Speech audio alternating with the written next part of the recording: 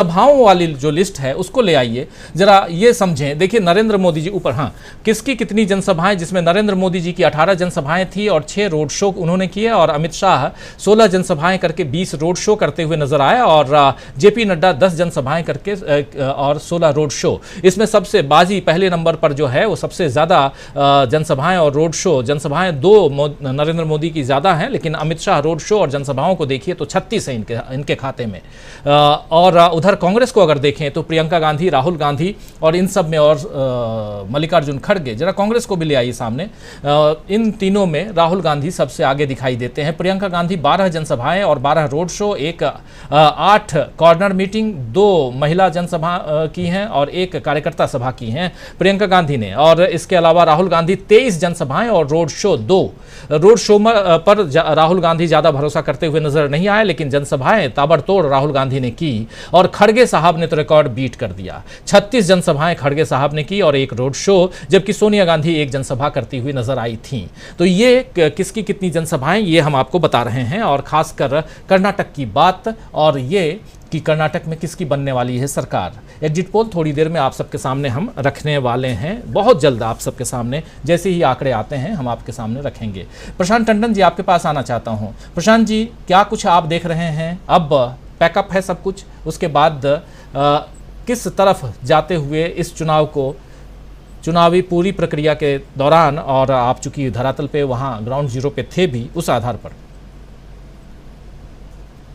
राजीव जी, उन इलाकों का हम एक आंकड़ा केवल मैं अभी आपको शाम के 5 बजे तक देता हूँ कि बेंगलुरु रूरल में, यानी गांव के देहात इलाके में बेंगलुरु के 76% वोट पड़ा है, और बेंगलुरु अर्बन में 52%, उडुपी में 77%, रायचूर में 68%, शिमोगा में 70%।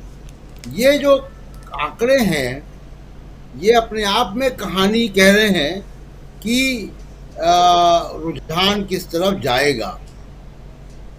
एक बात, दूसरी बात कि देखिए, जो हमारा रूरल यानी देहात का इलाका है, जो किसान है, जो मजदूर है, जो गरीब आदमी है, आपने भी गौर किया होगा बेंगलुरु में, और किसी भी चुनाव में आप देख लीजिए, कर्नाटक में भी ये बात लागू होती है जब हम लोग वहाँ गए थे, कि मुद्दों की बात, यानी महंगाई, आरक्षण, सोशल जस्टिस, सेकुलरिज्म, ये जो मुद्दे हैं, रोजगार, करप्शन, नंदनी, ये सारे मुद्दे गांव के इलाके में दिखाई दिए।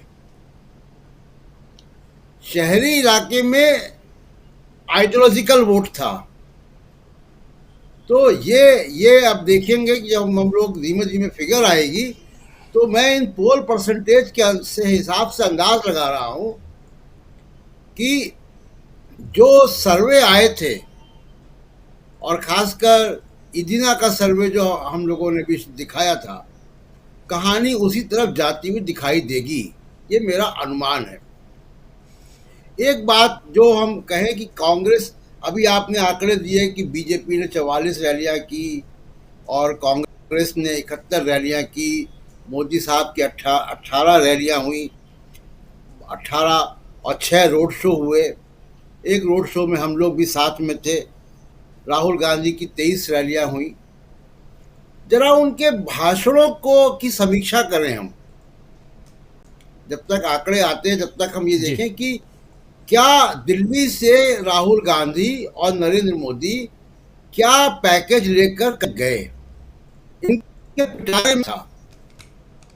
और फिर हम बात करेंगे कि जो नेता हैं उनका क्या कमिटमेंट था, या उनका क्या पैकेज था।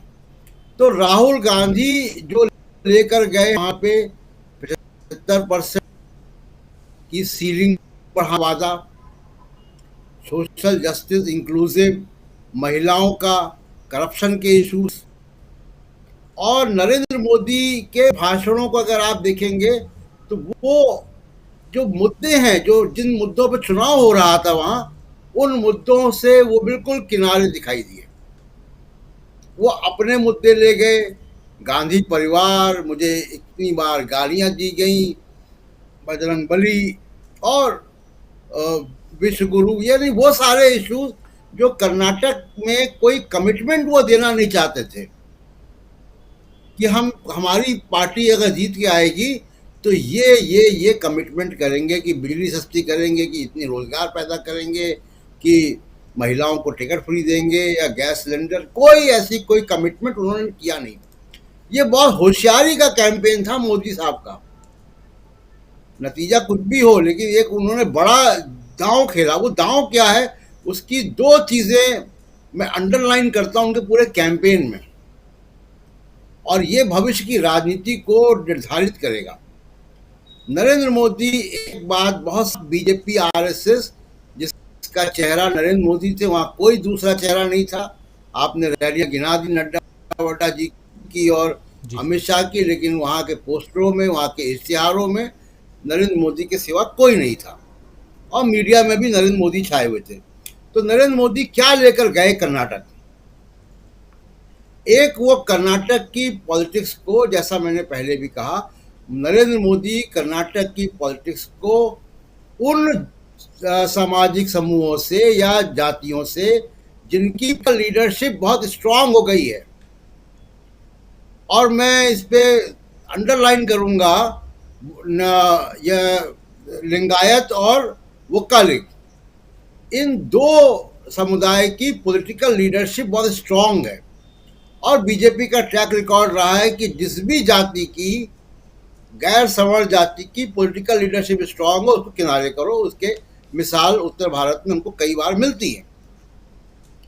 तो जिस तरीके से येदियुरप्पा को उनके बेटे के टिकट को फंसाया गया, जिस तरीके से वहाँ पे जो है जगदीश शेट्टार बाहर हुए, उनका टिकट काटा गया, ये इंडिकेट करता है कि बहुत ही सोचा समझा एक प्लान था कि इनको किनारे करो। ये कोई बीएल का अपना अकेला जो है वो कारगुजारी या उनका अपना प्लान नहीं था।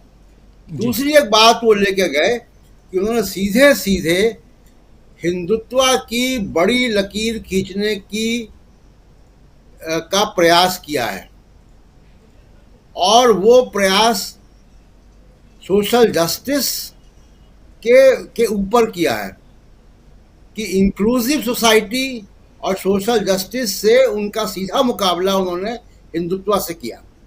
इसलिए एक भी रैली में आप देखिए कि आरक्षण के प्रति या इंक्लूसिव सोसाइटी के प्रति, सामाजिक न्याय के प्रति उनका कोई कमिटमेंट आपको नहीं दिखाई देगा एक भी भाषण में। तो बहुत साफ दो चीजें वो लेकर गए।